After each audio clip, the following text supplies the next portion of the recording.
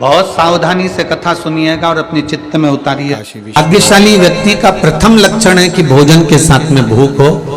दूसरा लक्षण है बिस्तर के साथ में नींद हो। भाग्यशाली व्यक्ति का दूसरा लक्षण है कि बिस्तर डनलप का गद्दा मिला है, एसी का कमरा मिला है, डनलप का गद्दा है, रोज रात्रि को 1 गिलास दूध भी पीने को मिल रहा है, केसर भी डली हुई है, सब कुछ बढ़िया है। पर सोए गद्दे पर बढ़िया रजाई भी ओढ़ी, पर रात भर करमट बदलते बदलते निकल जाए तो समझ लेना तुम जिंदगी में कोई भाग्यशाली नहीं हो। बिल्डिंग भले 4 मंजिल की बना ली पर भाग्य नहीं लिखा कर लाए। तुम भाग्यशाली नहीं हो सकते। भले तुमने बिल्डिंग 4 मंजिल की बना ली, फ्लैट जोरदार ले लिया, ने गाड़ी ले ली, ने बंगला ले लिया, ने फैक्ट्री डाल ली, ने ये कर लिया, ने वो कर लिया, पर भाग्यशाली नहीं हो। क्योंकि भाग्यशाली व्यक्ति का दूसरा लक्षण है कि बिस्तर के साथ में नींद भी होना चाहिए। अगर बिस्तर सुंदर है, भले गदेड़ी है, भले गोदड़ी है, भले साधारण सी एक दरी बिछी हुई है, पर उसको नींद चकाचक आ रही हो, बालाजी सरकार की कृपा से, भगवान भोलेनाथ की कृपा से, वो अलमस्त बिना टेबलेट के, बिना बाम लगाए, बिना वो कुछ भी लगाए बिना, वो कहते हैं सिर पे ये लगा लो, वो लगा लो, नींद आ जाएगी, आंख में लगा लो, वे चुपड़ के सो जा। तो अगर बिस्तर है और नींद भी है तो समझ लेना तुम सबसे ज्यादा भाग्यशाली व्यक्ति हो, तुम्हें कोई नहीं रोक सकता भाग्यशाली। और तीसरे नंबर पर है अगर तुम्हारे पास में धन है और धन के साथ में आप वो धर्म में जुड़े हुए हो तो समझ लेना कि आप भाग्यशाली हो। धन के साथ धर्म भी होना चाहिए।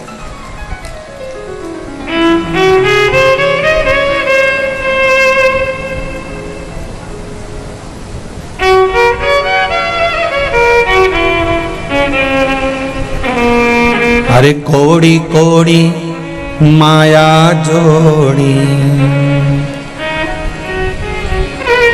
कोड़ी कोड़ी माया जोड़ी, अंत समय यहीं छोड़ी, अंत समय यहीं छोड़ी, नर तूने काहे को माया जोड़ी, ओ नर तूने काहे को माया जोड़ी। जब अंत समय में यहीं छोड़ना था तो धन के साथ धर्म होना चाहिए। सुराना परिवार ने आज सिद्ध कर दिया कि धन के साथ हमने धर्म को साथ लिया है।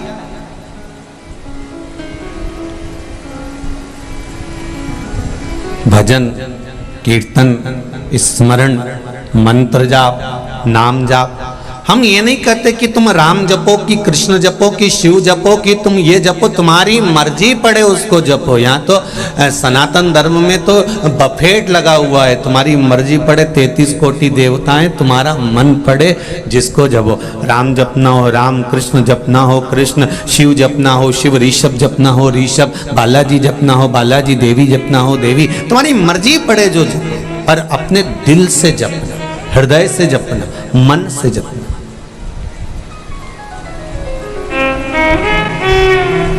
ऐसा नहीं कि संसार में आने के बाद दुख नहीं आएगा। और जो महाराज तुमसे कह देना कि हमारे पास आओ, हम तुम्हारा सारा दुख काट देंगे, तुम्हारे पास जिंदगी में कभी दुख नहीं आएगा, समझ लेना घपलाबाज है ये। महाराज नहीं है, घपलेबाज है। जो तुमसे कहे कि मैं गारंटी देता हूं कि तुम्हारी जिंदगी में दुख नहीं आएगा, तो यहाँ शिव महापुराण की कथा में माता पार्वती जी से शंकर भगवान नंदन बन काशी में कह रहे हैं, पार्वती मृत्यु लोक में 2 कारण से मनुष्य का जन्म होता है। पहला, मनुष्य का 2 कारण से जन्म होता है। पहला कारण है कि भगवान का भजन करना, और दूसरा कारण है अपने कर्म का भोग भोगना। जब कर्म का भोग भोगने के लिए हमारा मृत्यु लोक में जन्म हुआ है। जब कर्म का भोग भोगने के लिए हम पृथ्वी पर आए हैं तो कोई कैसे कह सकता है कि तुम बिल्कुल, मैं बैठा हूं और गारंटी देता हूं और तेरे जीवन में दुख नहीं आएगा और तेरे जीवन में दुख नहीं आने दूंगा, तो ये व्यर्थ की बात है। आए हो मनुष्य लोक में, इस मानव का शरीर मिला है, परिवार मिला है, कुटुंब मिला है, रिश्ते नाते मिले हैं, तो दुख तो थोड़ा ना थोड़ा आएगा।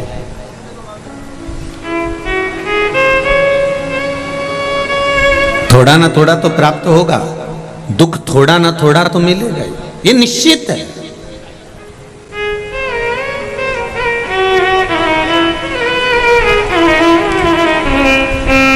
जो डनलप के गद्दे पर सोते हैं और बादाम काजू खाते हैं,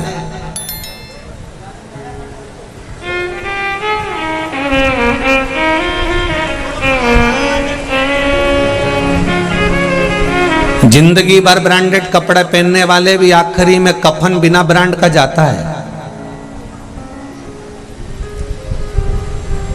कफन की ब्रांड नहीं मालूम रहती कौन सी ब्रांड का है। हम तो कहते हैं अगर आप ब्रांड का कपड़ा पहनते हो तो एक स्टाम्प पर लिख के जाना, मरू तो इसी कंपनी का उड़ाना। मैं इस कंपनी के बिना, आज तक मैंने इस कंपनी के बिना जूता नहीं पहना, इस कंपनी के बिना मैंने कपड़ा नहीं पहना, इस कंपनी के बिना मैंने घड़ी नहीं पहनी, इस कंपनी के बिना मैंने सामान नहीं पहना। तो मरने पर लिख जाना इसी कंपनी का पहना ना तो जमुआ, नहीं तो वापिस आ जाऊंगा। अरे भाई, जीवन भर ब्रांड का रोना रोने वाले भी एक दिन बिना ब्रांड के चले जाते हैं, बिना ब्रांड। अब शिव जी पार्वती से कह रहे हैं कि कोई तुमसे कह दे कि तुम मेरे पास बैठो, मैं तुमसे ये कराऊंगा और तुमको दुख नहीं आएगा और तुमको तकलीफ नहीं आएगी। अच्छे से अच्छे भी एक ना एक दिन दुख के मारे नयन में जल झलक ही जाता। भगवान राम कौन थे? भगवान राम। तो क्या भगवान राम की आंखों में जल नहीं आया? सीता जी का हरण हुआ, पिताजी की मृत्यु हुई, कितना कष्ट 14 वर्ष वन में भोगा और आने के बाद भी जानकी जी का परित्याग करना पड़ा, कितना दुख भोगा होगा। भगवान कृष्ण का चरित्र उठा लीजिए। क्यों? क्योंकि मृत्यु लोक में अगर परमात्मा भी आया है तो उनको भी थोड़ा ना थोड़ा संसार सागर में भोगना। मत बुरे कर्म कर बंधे वरना पछताएगा, भगवान की आंखों से तू बच नहीं पाएगा, तू बच नहीं पाएगा। अरे ओ अज्ञानी मत करना दानी, तेरे कर्म का फल भी तू ही पाएगा, जैसा किया तूने तेरे आगे आएगा। मत बुरे कर्म कर बंदे, मत बुरे कर्म कर बंदे वरना पछताएगा, भगवान की आंखों से तू बच नहीं पाएगा, तो बच नहीं पाएगा। तेरे कर्म का भोग तुझे भोगना ही है। एक बात हमने पहले भी कही, आज फिर कह रहे हैं, सुन लो रे राजस्थान वाली जीजी और जी जाओ, अच्छे से सुन लो।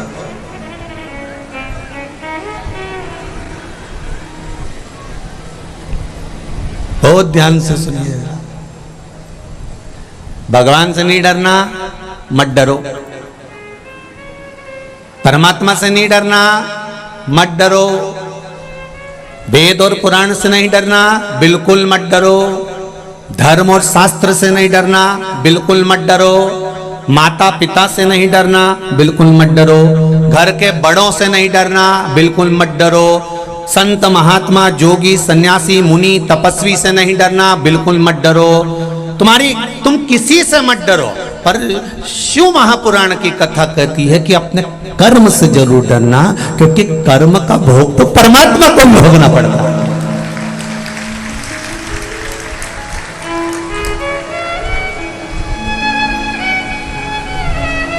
सीता जी ने एक चिड़िया को कैद में रखा था तो माता जानकी को कैद में रहना पड़ा।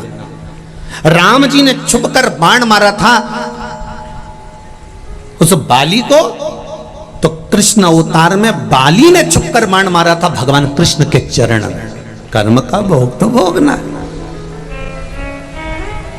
बमूल का पेड़ लगाओगे तो बमूल ही आएगा और आम का लगाओगे तो आम ही आएगा।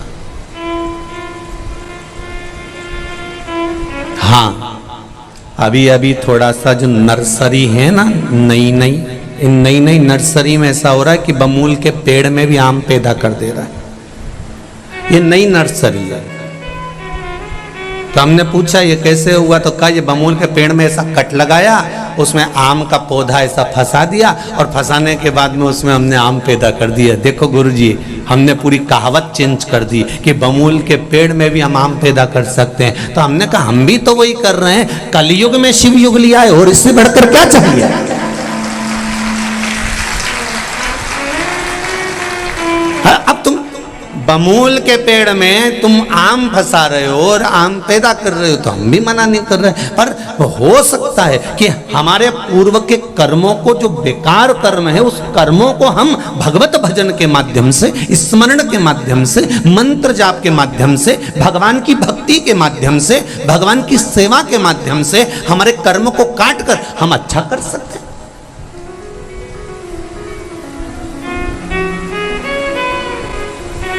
दुख बहुत सारा है, उस दुख को काटना इतना सरल बात नहीं है, पर धीरे धीरे कटेगा ये निश्चित है। एक कटोरा भरकर कोई तुमको घी दे दे, इतना बड़ा भगोना भरकर, कटोरा भरकर, और कहे कि लो साहब इतना घी तो तुम्हें पीना ही पड़ेगा, तो तुम पी नहीं सकते। नहीं नहीं साहब, हमारे बस का नहीं, इतना कटोरा भरकर घी कोई पिया, हमसे नहीं पीते बनेगा। फिर क्या करोगे, तो कोई चतुर गुरु के पास जाओगे तो वो गुरु कह देगा एक काम करो, कटोरा भरकर घी है और उसको पीना है, तो एक काम करो, उसको आटे में सेको, आटे में मिलाओ और उसका सीरा बनाओ, उसका हलवा बनाओ। सीरा हलवा बनाओगे तो एक कटोरा घी क्या, 2 कटोरा घी भी सीरे में, हलवे में तुम खा सकते हो। उसी तरह दुख अगर बड़ा है, कटोरा भरकर दुख है, तो उस दुख को डायरेक्ट नहीं पी सकते, उस दुख को तुम इतनी जल्दी निवारण नहीं कर सकते, उस दुख को तुम इतनी जल्दी समाप्त नहीं कर सकते। इसलिए एक काम करो, कटोरा भरकर अगर घी है और नहीं पी सकते तो उसको आटे में सेक कर, हलवा बनाकर, सीरा बनाकर खा जाओ। एक कटोरा घी आराम से खा जाओगे, पर डायरेक्ट नहीं पी सकते। उसी तरह दुख एक कटोरा भरकर है, वो समाप्त नहीं हो रहा, तो उसको भगवान शंकर की शरणागति में ले जाकर छोड़ना चालू करो, उसको भी आटे में सेकना चालू करो, थोड़ा भजन चालू करो, थोड़ा कीर्तन चालू करो, थोड़ा मंत्र जाप चालू करो, थोड़ा स्मरण चालू करो, थोड़ा भगवत भजन करना चालू करो, और उसमें मिलता जाएगा दुख, थोड़ा थोड़ा दुख मिलता जाएगा, तो वो दुख तुम झेल सकोगे और जीवन में फिर खुशियां सम्मुख में आ जाएगी। फिर दूर नहीं वो प्रसन्नता के दिन, फिर दूर नहीं है।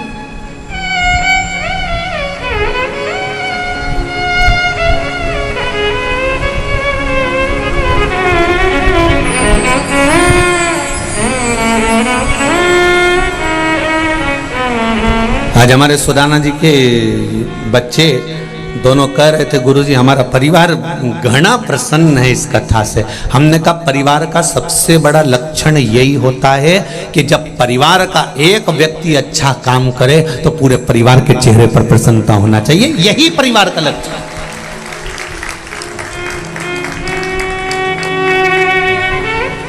परिवार का लक्षण ही यही है कि आपकी प्रसन्नता में सब प्रसन्न और आपके दुख में सब दुखी, ये परिवार का लक्षण। पर आजकल थोड़ा सा उल्टा है, परिवार में अगर प्रसन्न दिख रहे हो कि इसके यहाँ गाड़ी आ गई, बंगला आ गया, तो लोगों का मुंह उतर जाता है। और आपके यहाँ अगर थोड़ा सा दुख आया तो कई परिवार के लोग ऐसे हैं कि डीजे की गाड़ी उनके सामने फीकी है, पूरे मोहल्ले में प्रचार कर देते हैं कि उसके साथ ऐसा हो गया, डीजे की गाड़ी फीकी। बहुत सुदाना जी प्रसन्नता का विषय है कि आपका परिवार बड़ी प्रसन्नता का आनंद ले रहा है। ये परिवार होता है, इसका कुटुंब का ये आनंद है।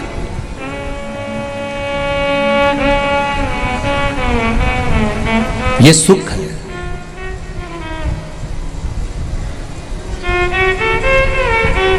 शंभु शरणे पड़ी मांगू घड़ी रे घड़ी दुख कारो दया करी निदर्शन। प्रसन्नता का विषय एक आनंद की लहर।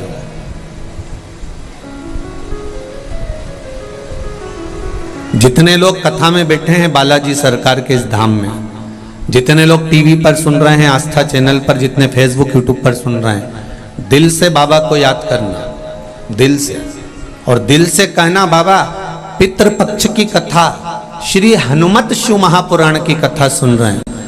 जैसे माता अंजना के तप और बल के कारण बस श्री हनुमान जी महाराज प्रकट हुए थे उनके दुख को काटने के लिए, ऐसे ही हमारे दुख काटने के लिए बालाजी आप भी सालासर से हमारे घर में प्रवेश करिए और हमारे दुख को काट दीजिए। अब कहो उनसे, सुनेंगे।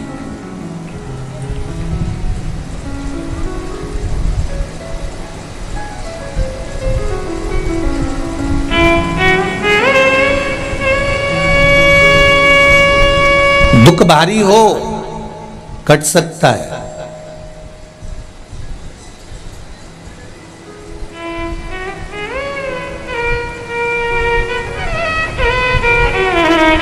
महाराज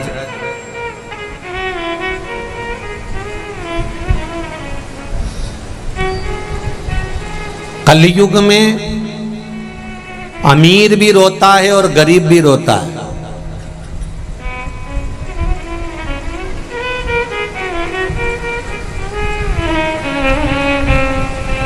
इस कलयुग में अमीर भी रोता है और गरीब भी रोता है, पर जो श्री शिवाय नमस्तुभ्यम बोलता है वो चैन की नींद सोता है। उसके जीवन में फिर कोई दुख आएगा तो भी कट जाएगा। आपके ये पत्र आया है, देखिए, एक पत्र का स्मरण करें।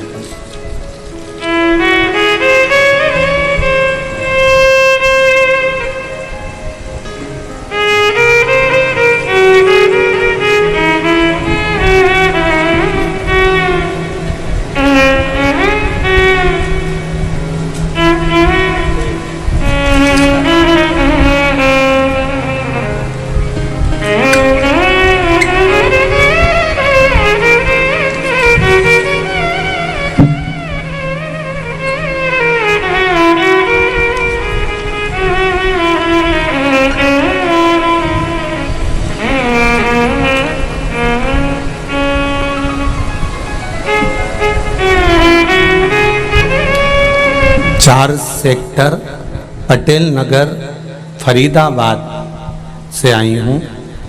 कहीं बैठी हो जिन्होंने इस पुष्टे के ऊपर अपना पत्र लिखा है।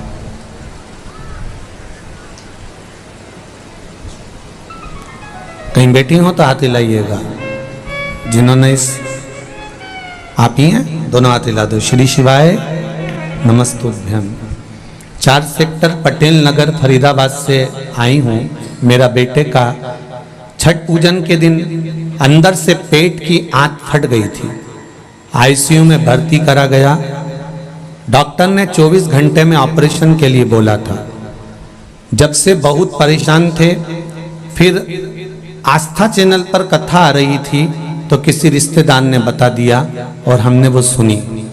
सुनने के बाद 1 लोटा जल और 1 बेलपत्री श्री शिवाय नमस्तुभ्यम बोलकर पूजन करना प्रारंभ करी।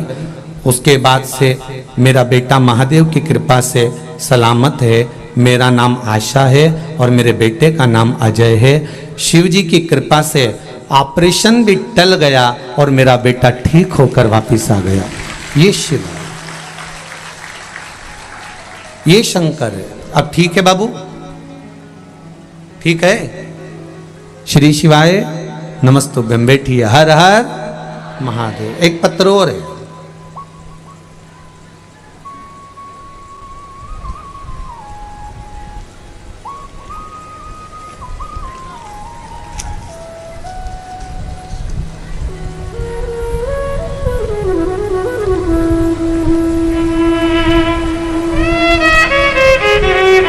मेरा नाम ललिता वैष्णव है। मैं पुष्कर राजस्थान की निवासी हूँ। कहीं बेटी हैं ललिता जी? पुष्कर से आई हुई हैं। कहीं बेटी हो तो हाथ हिलाइएगा। जो पुष्कर से ललिता जी आई हो वो हाथ हिलाइएगा। मैं पुष्कर पीछे हैं क्या? अच्छा दिख गए। दोनों हाथ हिला दो एक बार। दिख गए हैं? वो आगे कुर्सी वाले बैठे हैं इसलिए दिख रहा है। ठीक है, कैमरे वाले को दिख गया? पीछे हैं, दोनों हाथ हिला दो बहन एक बार। श्री शिवाय नमस्तुभ्यम। यहां से दिखा दो। मैं पुष्कर राजस्थान की निवासी हूं। मैं 4 साल से कथा सुन रही हूं। मेरे बच्चे के जन्म से दिल में छेद था, जिसका ऑपरेशन 2 साल की उम्र में करा दिया था। उसके बाद कोई परेशानी नहीं हुई। फिर 14 फरवरी 2022 को उसकी तबीयत अत्यंत खराब हो गई। जिसकी उम्र 16 वर्ष की है, उसे डॉक्टर को दिखाया। फिर उसे जयपुर इंटरनल हॉस्पिटल में भर्ती कराया। तब डॉक्टर ने हमें उसे 95% शरीर खराब बता दिया। उनके बचने के अवसर कम थे। फिर हमने आपके बताए अनुसार भगवान शिव का स्मरण और काली मिर्ची का आंवले के वृक्ष नीचे वाला प्रयोग करना प्रारंभ करा। तभी घर के सभी व्यक्तियों ने श्री शिवाय नमस्तुभ्यम मंत्र का जाप किया। उनके शरीर का प्रत्येक भाग काम करना बंद कर चुका था। वो 21 दिन तक कोमा में पड़ा रहा। उसकी शुद्ध बुद्धि, आवाज, वाणी, नेत्र सब जा चुके थे। कोमा में 21 दिन तक पड़े रहा।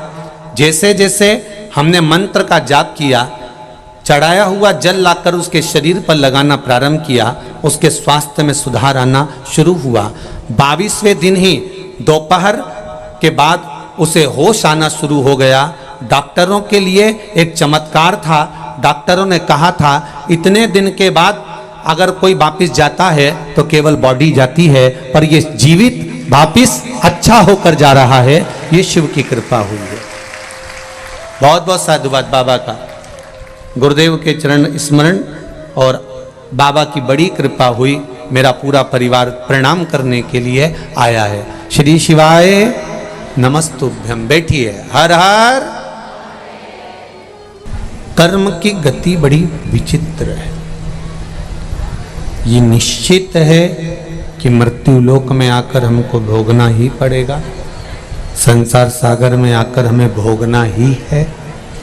पर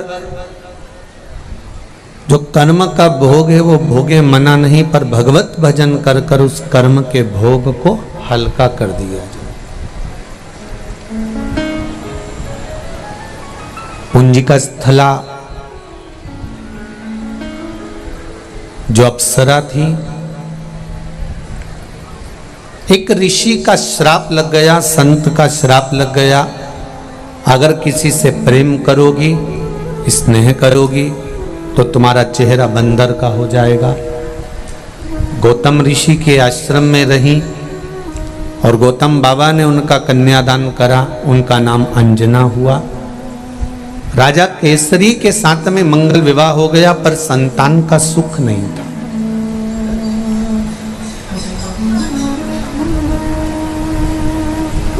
कई वर्ष निकल गए थे, संतान नहीं मिली। माता अंजना के गर्भ से औलाद नहीं हुई। जैसे माता कौशल्या, केकई, सुमित्रा, इन तीनों के घर भी संतान जैसे नहीं थी, तो गुरु बाबा ने पुत्र कामिष्ठी यज्ञ करवाया था। कभी कभी जिंदगी का कोई ऐसा दोष पूर्व का होता है जिसके कारणवश हमारे गर्भ में संतान नहीं आते।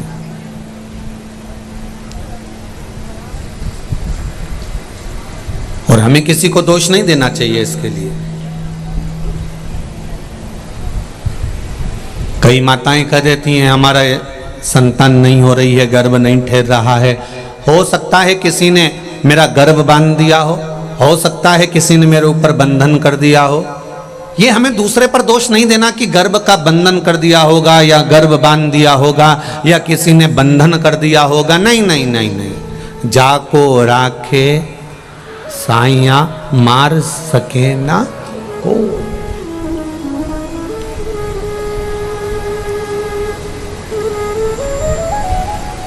बहुत निवेदन है आप लोगों से कि हमें प्रपंच से, ढोंग से, ये जो प्रपंच होता है, ढोंग होता है, इनसे दूर रहना है। हमें अपनी जिंदगी मस्त जीना है।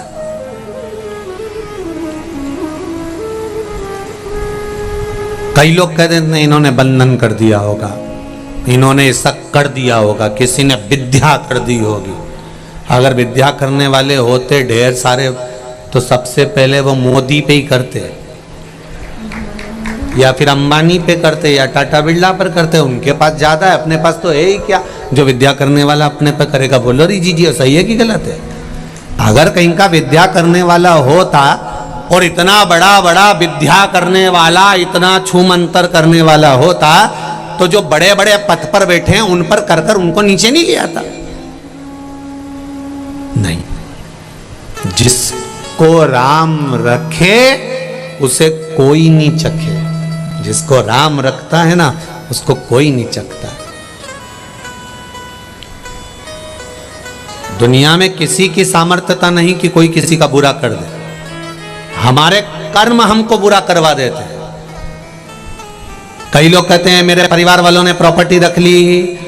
पुराने समय में अंदाजा लगाओ कि ये कौन था। एक जगह पर कहीं प्रवचन चल रहे थे, प्रवचन में एक महाराज जी कह रहे थे कि धृतराष्ट्र बेचारा अंधा था, धृतराष्ट्र के नयन नहीं थे। अगर धृतराष्ट्र के नेत्र होते ना तो ये युद्ध टल जाता।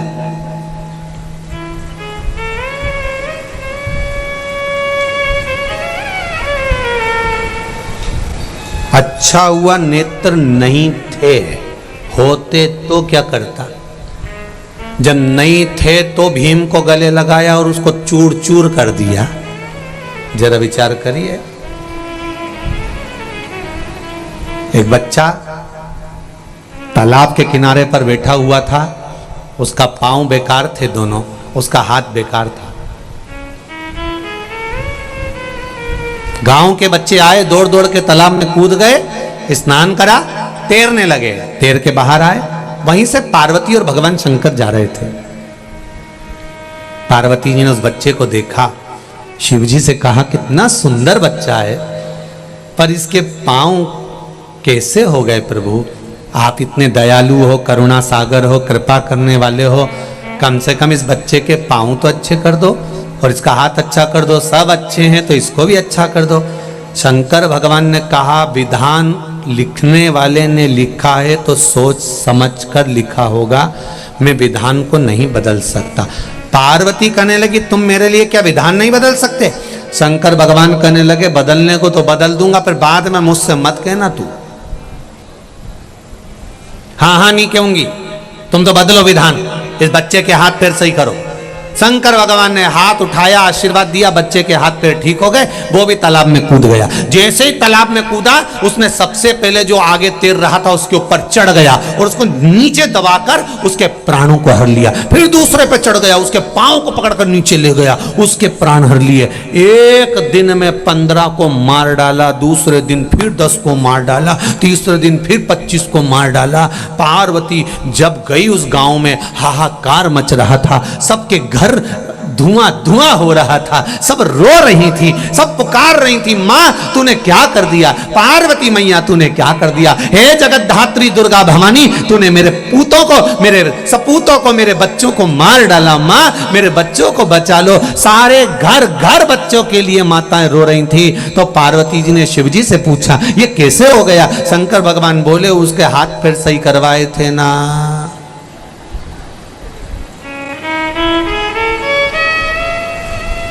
पूर्व समय में इसने गलत किया था, इसलिए इसको तकलीफ दी है, और इस जन्म में अच्छा करे इसलिए इसको थोड़ा रोका गया है कि भजन करे। धृतराष्ट्र ने कितनी बड़ी गलती करी थी। पूर्व समय का सबसे सुंदर राजा था धृतराष्ट्र। मृगा करने के लिए गया, हिरण को मारने के लिए गया, सामने एक बदक का जोड़ा दिखाया, बड़ा सुंदर, और बदक के छोटे छोटे बच्चे। राजा ने कहा इतने सुंदर बदक के बच्चे हैं, जाओ जरा पकड़ के लाओ इन बच्चों को। जैसे ही बच्चों को पकड़ने के लिए गए तो बदक ने उनको मारना चालू कर दिया। दूतों को पकड़ने नहीं देता। राजा के पास आकर कहा हम नहीं पकड़ सकते, उसके पास में एक बड़ा बदक बैठा है, जरूर उसका पिता है या माँ है, वो हमको पकड़ने नहीं दे रहा है। तो एक काम करो, सबसे पहले उसी को पकड़ के लाओ। सबसे पहले बदक को पकड़ कर लेकर आए, उसके बच्चों को नहीं, बदक को पकड़ कर लेकर आए। और राजा ने कहा एक काम करो, इसको इसके बच्चे दिखेंगे ही नहीं, और नहीं दिखेंगे तो ये अपने ऊपर आक्रमण नहीं करेगा। लाओ जरा बमूल का कांटा लाओ, और बमूल का कांटा लाकर बदक की आंख फोड़ दी।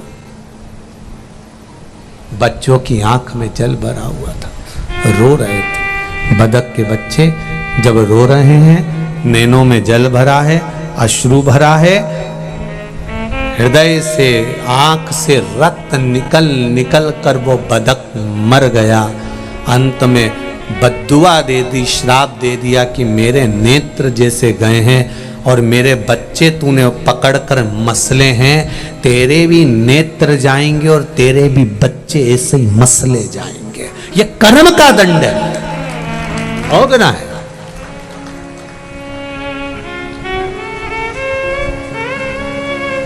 अच्छा करो ना।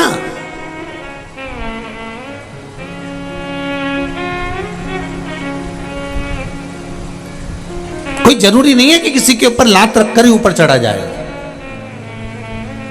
कोई जरूरी नहीं है कि किसी के कंधे पर लात रखकर ही आप ऊपर चढ़ोगे। अपने भाग्य की सीढ़ियां बनाइए, अपने कर्म की सीढ़ियां बनाइए। अच्छा कर्म करना प्रारंभ करिए, और जब अच्छे कर्म की सीढ़ियां बनेगी, आपको किसी के कंधे पर लात रखने की जरूरत नहीं पड़ेगी। आप सीढ़ी पर लात रखोगे, कर्म की गति के अनुसार कर्म करते करते कर्म करते करते। गीता जी में भगवान कहते हैं कि कर्म प्रधान है, तू कर्म करे जा, फल की इच्छा मत रख। और जब तू चढ़ते चले जाएगा, चढ़ते चले जाएगा, तो मैं खुद संभाल लूंगा तुझे, क्यों चिंता करता।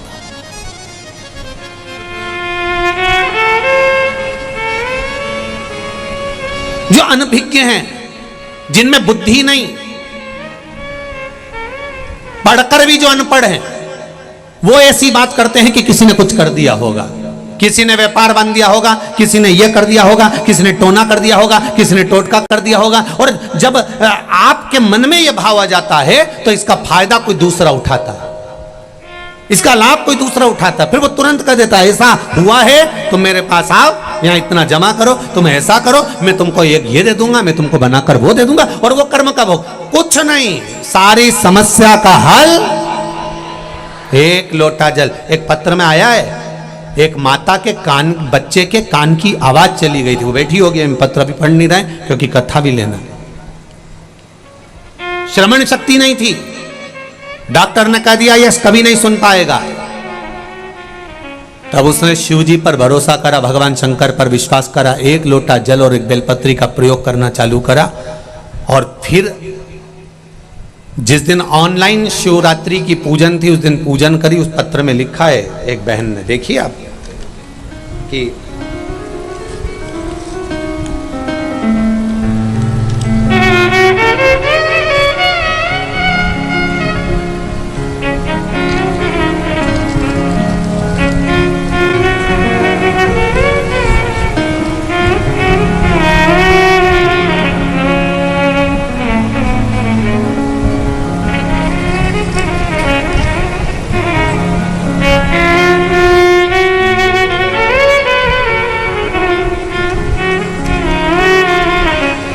संतोष जी शास्त्री, गांव स्थान रोहतक हरियाणा से हैं। कहीं बैठे हो आप ही हैं, दोनों हाथ हिला दो एक बार। श्री शिवाय नमस्तुभ्यम। मेरे बेटे के कान की आवाज चली गई, पीजीआई में बताया, उन्होंने कहा इसके कान वापिस नहीं आएंगे, ये सुन नहीं सकेगा। बाबा पर विश्वास किया, एक लोटे वाला प्रयोग करा, जो ऑनलाइन शिवरात्रि की पूजन थी वो करी, और बाबा की कृपा से जैसे पूजन पे से बेटा उठा और उसके कान की आवाज आ गई। ये शिव कृपा है, ये शंकर है। आओ घड़ी बैठी बहन, श्री शिवाय नमस्तुभ्यम। ये ओघड़ी है, वो सहज नहीं है साहब। आप विश्वास कर कर दिल से, हृदय से, चित्त से, मन से आप उससे कहो तो। और जितने लोग इस कथा में आए हैं, भले बैठने की जगह नहीं मिल रही हो, आप लोग कहीं दीवार पर चढ़े हो, बसों पर चढ़े हो, गाड़ियों पर चढ़े हो। कल कुछ माताएं बोल रही थी हम बस की छत पे बैठकर आराम से कथा सुन ली है।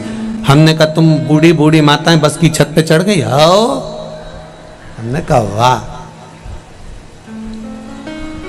ये आप जिस हृदय से, जिस भाव से कथा सुन रहे हो, और जितने लोग आस्था चैनल पर, जितने फेसबुक और यूट्यूब, इनसे निवेदन करूंगा प्रपंच में ना फंसकर कोई ढोंग या प्रपंच की ओर या पाखंड की ओर हमको नहीं जाना। हमको तो केवल भगवान की अविरल भक्ति की ओर जाना है। और भक्ति का बल क्या होता है? एक, आप उस शंकर से, उस राम से, उस कृष्ण से, मेरे बालाजी सरकार से दिल से कहकर देखिए, वो दिल से सुनता है और दिल से देता है। आप दिल से कहो तो पहले उसको।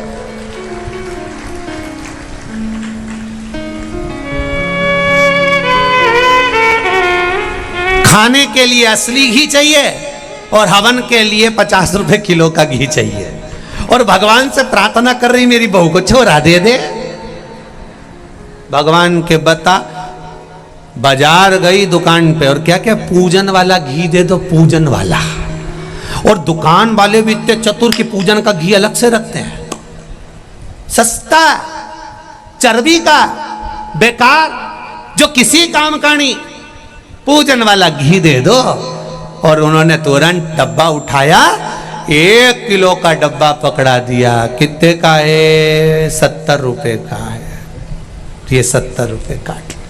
और फिर खुद के लिए गई डेयरी, गौशाला, क्या भाव घी?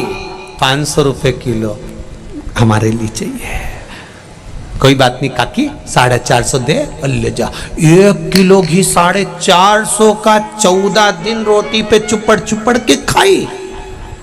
और भगवान का एक बार हवन करवाया और वो चर्बी का घी चढ़ा के, और भगवान से कह रही मेरी बहू की झोली भर दो। भगवान के जारी जा कमला, जा यहां से, मारा माथा मत खा। खुद के खाने के लिए 450 का लिए, छाट के यूं मलमल के देखे, यूं मलमल के देखे। और भगवान का घी ली और ऐसा चर्बी का लाके और हवन करके के भगवान मारी सुनता। और भगवान भी कह अरे ओ नौटंकी, काहे नौटंकी करती है? ऐसा नौटंकी तेरा क्या होगा रे कालिया? समझो तो क्या होगा। मत करो ढोंग।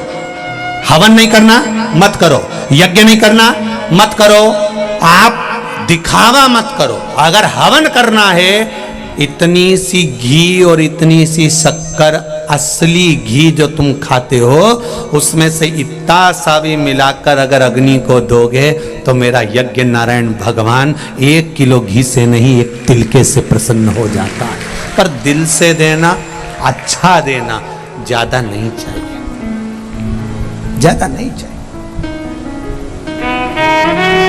मत तो भगवान शंकर ने थोड़ी ना कहा तुमसे, शिव जी ने कभी कहा तुमसे कि मुझे लड्डू दो कि पेड़ा दो? किसी पुराण में लिखा हो कि शंकर जी को लड्डू पेड़ा लगता हो, शंकर जी को ये लगता? शंकर जी को सब चीज फालतू की लगती हो जो फ्री मिल जाए। बेलपत्ती, अरे बोलते जाओ, फ्री, पानी फ्री, समी का पत्ता, बताओ वो खेजड़ी कौन खाए, कौन चढ़ाए? वो किस काम की? परंतु तोड़ी और शंकर जी को चढ़ाई। शंकर जी इतने बढ़िया, हमारे यहाँ तो खूब खेजड़ी का पेड़ कोई नहीं खाए, सब ऊंट खाए, कई करे होगा। और उनके तोड़ तोड़ा के शंकर जी के चढ़ाए। शंकर भगवान पर सब फ्री की चीज, पानी फ्री, बेलपत्ती फ्री, समी का पत्ता फ्री, सब फ्री। और जो उसके पास में रखा है तुम्हारे लिए वो भी फ्री। तुम में से कोई ऐसा है जो शंकर जी का कोई सामान चाहिए हो? एक बार पार्वती जी ने कहा थोड़ा सामान अच्छा रखा करो अपने घर में, ये क्या रख के बैठे हो? भगवान बोले कोई भगत का मन चल जा और कह दे तुम्हारा सांप दे दो, तो कह दूं ले जा। मेरे को कौन सी दिक्कत हो, तो मेरे पास जो सामान रखा है मैं तो देने के लिए बैठा हूं, बस कोई मांगे तो है। भगवान के मंदिर में जाके बोले तो भगवान जरा तुम्हारा मुकुट दे दो, ये दे दो, वो दे दो, भगवान चांदी सोने का मुकुट नहीं दे। और कोई शंकर जी के मंदिर में जाके कह दे, भगवान भी कह दे मांग ले, जो मेरे शरीर पर है तुझे जो चाहिए मांग ले। पहले तो आधे घंटे तुम सोच में पड़ जाओ, क्या मांगू, काम की चीज एक भी नहीं दिख रही। डमरू घर में बजाऊंगा तो जगदम्बा चिल्ला के दौड़ेगी, और सांप ले गया तो हालत खराब कर देगा, और ये मृतछाला भी ले गया तो किस काम की, और भस्मी रमाई है वो भस्म ले गया तो किसका। तो वो कह रहे तो भोलेनाथ जी तुम तो तुम्हारे पास ही रखो, हम तो चले हैं, हमें नहीं चाहिए। भगवान कभी नहीं कहता कि मुझे ढेर अंबारियां देना, भगवान कभी नहीं कहता कि मुझे इतना धन देना। भगवान तो केवल एक बात कहता है, निर्मल मन सो मोहि पावा और मोहि छल छिद्र कपट ना भावा। मुझे निर्मल मन चाहिए, केवल तेरा दिल देकर तो देख। और तेले भी कथा में कहा, एक बार आपने अपना दिल दे दिया, जिसको दिया फिर वो बैलेंस तुम्हारे मोबाइल में वही डलाएगा जिसको तुमने अपना हृदय दिया। जैसे एक छोरा छोरी होते हैं ना, छोरी छोरे को हृदय दे दे तो बेचारा जरा सी देर फोन करके छोरी बोलती है आज मेरा बैलेंस खत्म, तो क्या चिंता कर, अब भी डलवाऊं, तुरंत बैलेंस डलवा दिया। फिर वो बोली मेरे हाथ की घड़ी का पट्टा टूट, चल बाइक पे बैठ, बुड़ बुड़ करा, ले गया मार्केट और उसने घड़ी दिला दी। उसने दिलाना थी 200 की, दिलाई 5000 की, क्योंकि दिल आ गया था। जब एक छोरी छोरा को कह दे और हृदय की बात, और वो छोरा उसको इतना महंगा महंगा सामान दिला दे, तो निवेदन है मेरी छोरी छोरा से, इनको दिल देने से अच्छे एक बार महादेव को देकर देखो, सब देखता, दिल दे तो सही। अब इसको तो कहना पड़ता है कि मेरा बैलेंस खत्म हो गया, उसको तो कहना भी नहीं पड़ेगा, बस तू दिल से एक बार याद कर ले श्री शिवाय नमस्तु, मन से बोली और उसने याद कर ले, बस तैयार।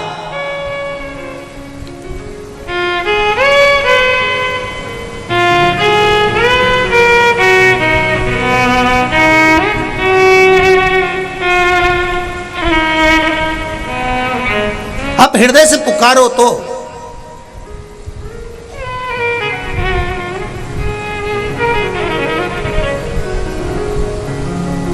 एक लिम्पी की बीमारी चल रही है गौ माता में।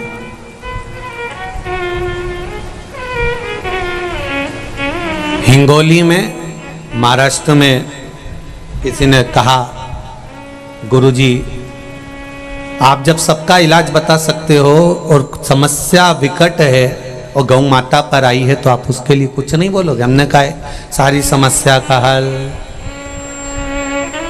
जब हम व्यासपीठ से कथा कर रहे हैं तो ये केवल मनुष्य के लिए नहीं, संसार के हर जीव के लिए, जलचर थलचर वायुचर जो हैं, एक लोटा जल एक बेलपत्र सब पर काफी है।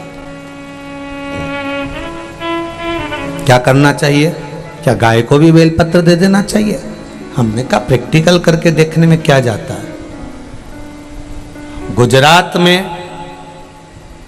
एक भक्त ने प्रयास करना प्रारंभ करा, आटे में बेलपत्री को सुखाकर शंकर जी पे चढ़ी हुई बेलपत्र कुंदकेश्वर महादेव के नाम से जैसा वर्णन किया था वैसा ही उस बेलपत्री को 100 ग्राम पीस कर आटे में मिलाया, थोड़ी सी काली मिर्च, थोड़ी सी हल्दी, थोड़ा सा सामग्री मिलाकर रोटी बनाई और गाय को देना चालू करी। एक बड़ी गाय को 1 रोटी, छोटी गाय को आधी रोटी। उसका पत्र आया है, मैं चाहूंगा आस्था चैनल पर वो पत्र दिखाया जाए। जो गुजरात के आसपास के सारे क्षेत्र में जब रोटी खिलाना प्रारंभ करी तो लिम्पी की बीमारी समाप्त होना चालू हो गई। सारी समस्या का हल। मैं चाहूंगा उस भक्त ने पत्र भेजा है आज, वो अमित जी के मोबाइल में है वो पत्र, उसको दिखाइए। उसने उसमें सामग्री भी लिखी और नाम भी लिखा कि कुंदकेश्वर महादेव के नाम से, जैसा आप कहते हो कि अगर कोई औषधि ना लगे, कोई दवाई ना लगे, तो उस कुंदकेश्वर महादेव का नाम लेना चाहिए और दवाई लेते समय कुंदकेश्वर महादेव को स्मरण करना चाहिए कि बाबा आपने अगर विश्व को अमृत कर सकते हो, सबके लिए अमृत तत्व दे सकते हो, औषधि बना सकते हो, क्योंकि आप महामृत्युंजय हो, तो क्या संसार के जीवों का कल्याण नहीं कर सकते? उस पत्र को आप पढ़िए आस्था चैनल पर। मैं चाहूंगा धीरे धीरे उस पत्र को दिखाएं, दोनों पृष्ठ उस पत्र के दिखाइए। उसने 2 पत्र कि हमने राजस्थान में भी कई जगह पर उस रोटियों को भेजना प्रारंभ करा है और वो राजस्थान का ही बेटा है जो गुजरात में रह रहा है और वहां सेवा कर रहा है। मैं बहुत बहुत साधुवाद दूंगा। ये वीर सपूतों की भूमि है राजस्थान, कोई साधारण भूमि है। यहाँ विद्वान से विद्वान आनंद कंद परमात्मा स्वयं प्रकट होते।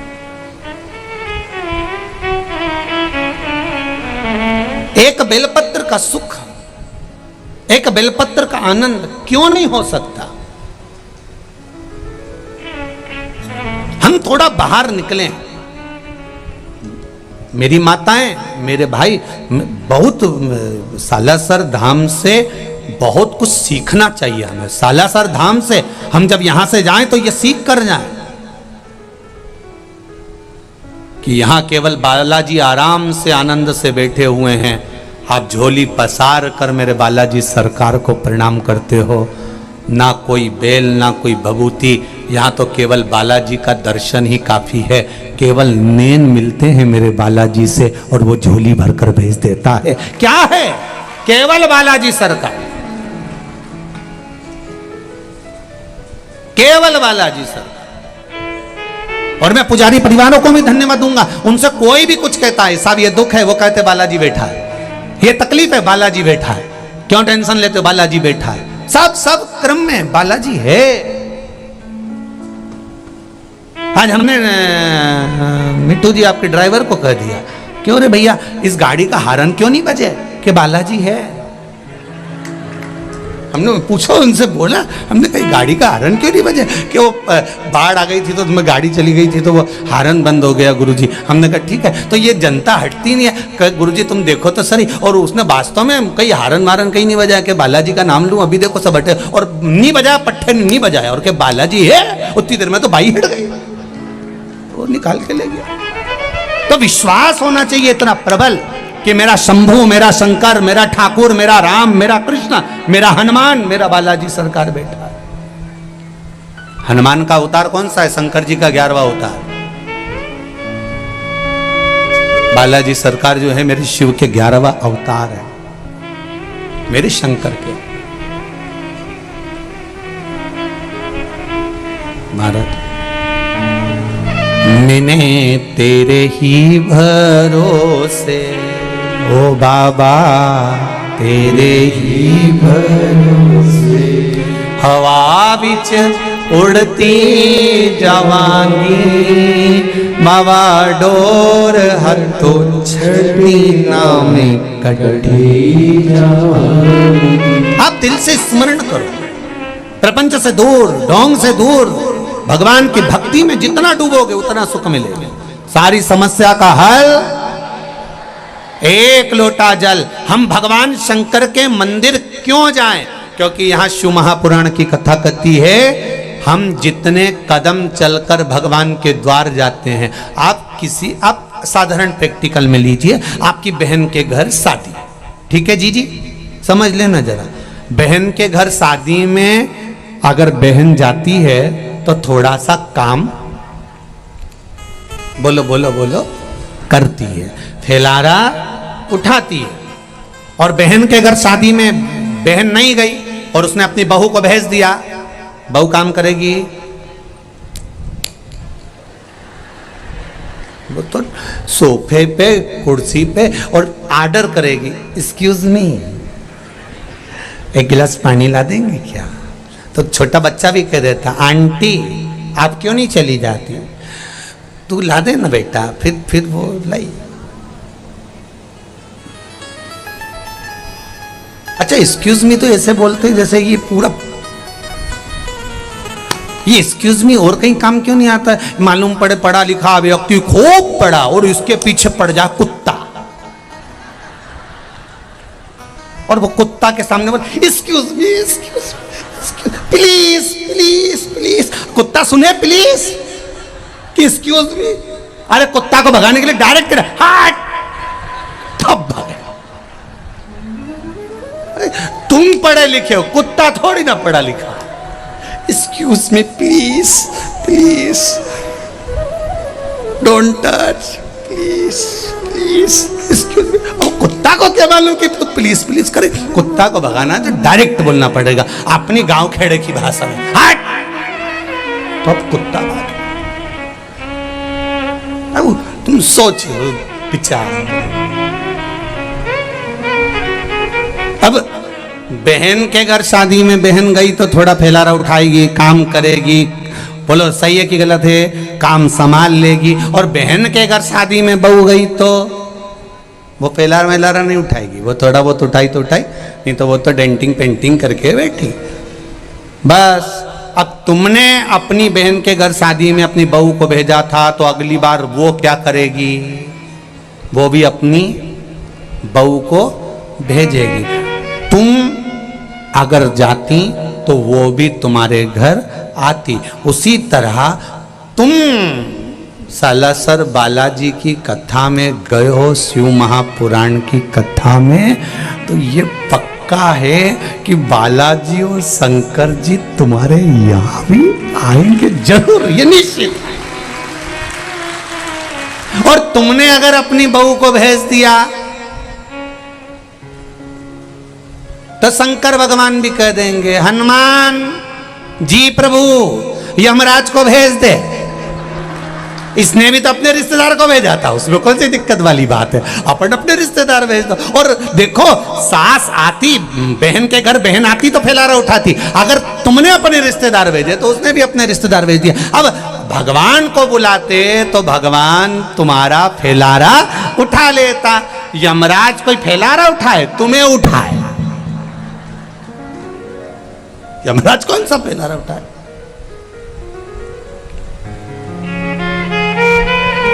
पाड़े की पूंछ से बांधेगा,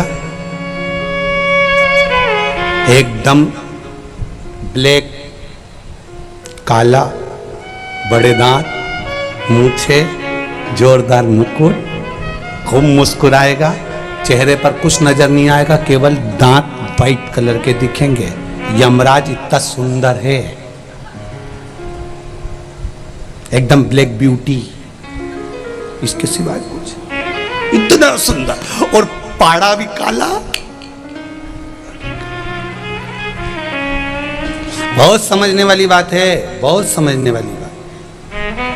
पहले गौ माता की पूजन होती थी, गाय की सेवा होती थी, लोग गाय को पालते थे। आज के जमाने में लोगों ने गाय पालना बंद कर दिया, भैंस रखना चालू करा। हमने एक दो लोगों से पूछा क्यों रे तुमने गाय क्यों कम कर दी? कि दूध पतला देती है, भैंस झाड़ा देती है। अच्छा, गाय दूध कम देती है, भैंस अरे बोलो जम के ज्यादा देती है। तो अब तुम एक प्रैक्टिकल करके देखो, गाय का छोरा बछड़ा, बछड़े को कहते हैं बैल, बैल को कहते हैं नंदी, नंदी पर कौन बैठता है? बोलो बोलो जम के बोलो, शंकर भगवान। अगर तुमने गौ माता की सेवा करी तो नंदी ने शंकर जी से कहा इसने मेरी माता की बहुत सेवा करी, इसको बैकुंठ छोड़ आओ। शंकर भगवान बोले ठीक है। अब तुमने पाली भैंस, अब तुम क्यों हंसे? मैं तो कुछ बोला ही नहीं। अब भैंस का छोरा पाड़ा, और पाड़ा पे बैठा, और पाड़ा ने यमराज से कहा इन्हें मेरी माँ को खूब नवाया पानी से, इनके भी उठा के लिया। यमराज के तू चिंता मत कर, इनको लेने में ही जाऊंगा। इन्हें खूब भैंस की सेवा करी और खूब बढ़िया जोरदार बांग बुंदा के और पाड़ा की पूछड़ी से, और दोस्ता रह गया। और ये रोती रही, मैंने नीले कलर की साड़ी नहीं पहनी, खूब रोई, मैं कहीं करूं। फिर बोली एक बार छोड़ तो वंस मोर। यमराज बोले चले कि फिर तू दो धर के चल। कितनी की थी?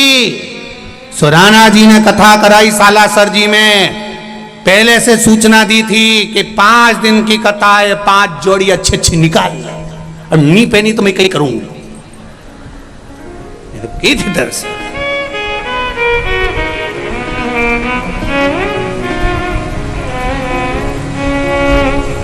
अब विचार करे कहां गति है महाराज। यमराज बनावे बंदी और काया हो गई गंदी, मेरे प्राण छूटे नंदलाल तो तू नैया लेकर आ। जब आए मरण का मौका, कहीं हो ना जाए धोखा, मेरी सैया छूटे भोलेनाथ तो तू नैया लेकर आ जाना। जब तन में उठेगी ज्वाला, कोई पास न आने वाला, सब आग लगा के दूर खड़े हो जाएंगे, तुम अकेले जलते रहोगे। शिव जी इसीलिए तो कहते हैं कि मैंने तुझे जन्म दिया है, अंत में मेरे पास ही तुझे आना। पार्वती जी शंकर भगवान से 2 बार बोली है। हमारे ससुर ने, हमारे पिताजी ने श्राप दिया है कि तुम शमशान में निवास करोगे, मैं शमशान में रहता हूं। तो पार्वती जी बोली इसी बात का तो दुख है, लक्ष्मी जी के यहाँ सब जाएंगे, ब्रह्माणी के यहाँ सब जाएंगे, इंद्राणी के यहाँ सब जाएंगे, सारे देवताओं के यहाँ सब जाएंगे, अपने यहाँ कौन आएगा। शंकर भगवान बोले नी भी आएगा तो बाद में बांध के लाएंगे, उसमें कौन सी टेंशन वाली बात, तू आराम से रहे। सबको मालूम है कि यह मर गया, प्राण छूट गए हैं, इसके बाद भी लोग उसको बांध कर ले जाते, एक्सपर्ट लोग लगते हैं, 2 उधर 2 इधर, खींचते के जम के, और पूरे मुर्दे को बांध बुंधा के लेकर गए, क्योंकि इनको टेंशन रहता है भग गया तो दूसरा कहां से आए, इनको टेंशन। जब आए मरण का मौका, कहीं होना चाहे धोखा, मेरी सैया छूटे भोलेनाथ तो तू नैया लेकर। अंजना माता ने भगवान शिव की आराधना करी, क्योंकि संतान नहीं है। अगर संतान नहीं है तो हम कहां जाएं, किससे कहें, किससे बोलें। तब अंत बिंदु है, मातंग बाबा ने कहा तुम पार्थिव शिवलिंग का निर्माण करो, और शिवलिंग का निर्माण कर कर उसकी पूजन करो, उसकी आराधना करो। पार्थिव शिवलिंग का निर्माण पूजन करो। मेरी माताओं, मेरी जीजियों, भाई, सबसे निवेदन करूंगा, घर के बच्चों को एक नियम बना दो कि 1 लोटा जल शिव जी को चढ़ाकर जाना। कारण आज आप अपने बच्चों को अगर मंदिर तक जाना सिखा दोगी तो वो बच्चा जिंदगी में कभी रोएगा नहीं, उसकी तकलीफ उसको आएगी भी ना, तो शंकर भगवान उसका पल पल, घड़ी घड़ी, क्षण क्षण साथ देगा और उसका जीवन सार्थक हो जाएगा। जीवन सार्थक। चढ़ाओ 1 लोटा जल, जो शंकर जी का मंदिर पास में उसमें पहुंच जाओ, वहां जाकर जल चढ़ाकर प्रयास करो कि शिव आराधना हो, शंकर की भक्ति हो।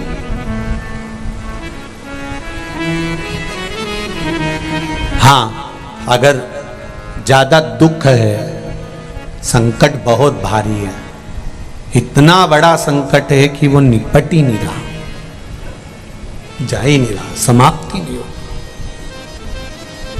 फिर 1 लोटा जल, उसमें थोड़ा सा चंदन का छींटा, एक सफेद पुष्प शिव जी पर चढ़ाकर उस चंदन के जल को, लाल चंदन मिल जाए तो ज्यादा अच्छा। कौन सा चंदन? लाल चंदन। लाल चंदन का जल शंकर भगवान पर धीरे धीरे अपने हृदय की कामना कर कर समर्पित करें। सुनेगा। एक पत्र में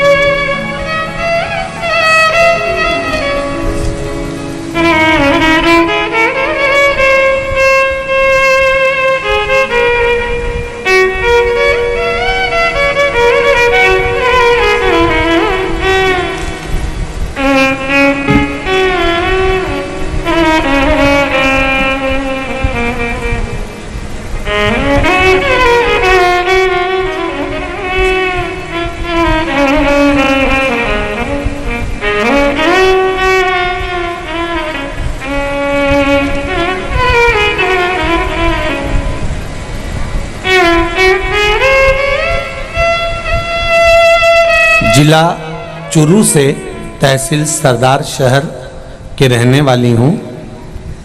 तुलछा देवी स्वामी पत्नी हरिदास स्वामी कहीं बैठे हों तो हाथ हिलाइएगा। कहीं बैठे हों तो हाथ हिलाइएगा। अच्छा उधर हैं क्या, पीछे हैं? ठीक है। श्री शिवाय नमस्तुभ्यं, हम दोनों हाथ हिला दो एक बार। अच्छा दिख गए, ठीक है, ठीक है, दिख गए। एक बार फिर से हाथ हिला दो। श्री शिवाय नमस्तुभ्यं। 2021 से हम कथा श्रवण कर रहे हैं। पिछले 25 साल से मेरे पति की दवाई चल रही थी, किडनी लीवर की। क्या क्या रोग थे गुरुजी, क्या वर्णन करें। रातों को नींद नहीं आती, सुबह शाम नींद की गोली लेना पड़ती, बड़ी हालत खराब थी। इस साल फरवरी के महीने से आपकी बताए लगातार कथा देख रहे हैं। मैंने भोले बाबा के मंदिर में जाकर भगवान से प्रार्थना की कि मेरे पति की दवाइयां बंद करवा दीजिए, और बाबा की कृपा से 1 लोटा जल, 1 बेलपत्र का प्रयोग प्रारंभ करा। बाबा की कृपा हुई, और ऐसी कृपा शिव जी की हुई गुरुजी कि ना किडनी की, ना लीवर की, और ना शुगर की, ना बीपी की, सारी दवाइयां बाबा ने बंद कर दी है। मैं बाबा को धोख लगाने के लिए आई हूं, परिवार के साथ प्रणाम करने के लिए आई हूं।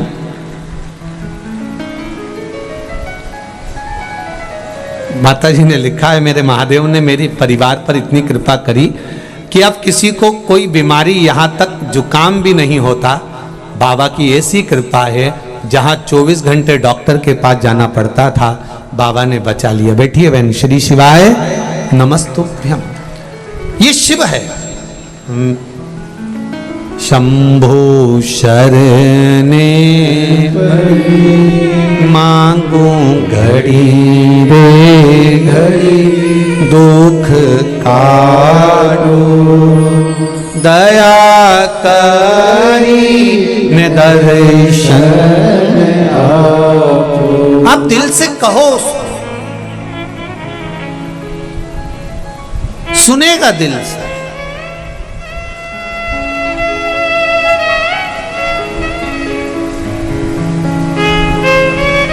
आप दिल से पुकारो उसको, सुनेगा दिल से।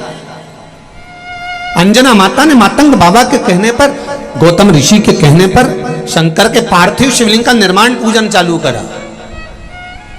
कुछ कर्म का खेल होता है, इसलिए संतान का सुख या वैभव या संपदा कहीं रुक रही होती है। कुछ हो सकता है।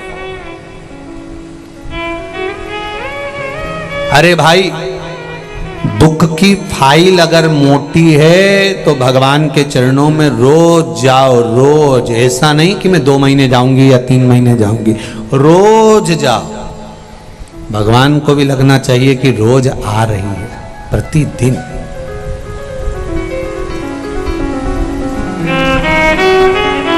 प्रतिदिन। कर्ज और मर्ज हर किसी को नहीं बताना। क्या क्या जम के बोलो जरा। कर्ज और मर्ज हर किसी को नहीं बताना।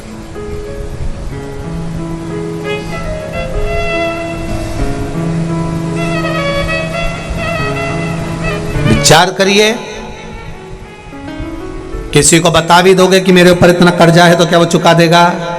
अरे बोलो तो जम के, दे देगा 2-4 लाख? नहीं। तो फिर क्यों बताया उसको कि मेरे ऊपर इतना कर्जा है?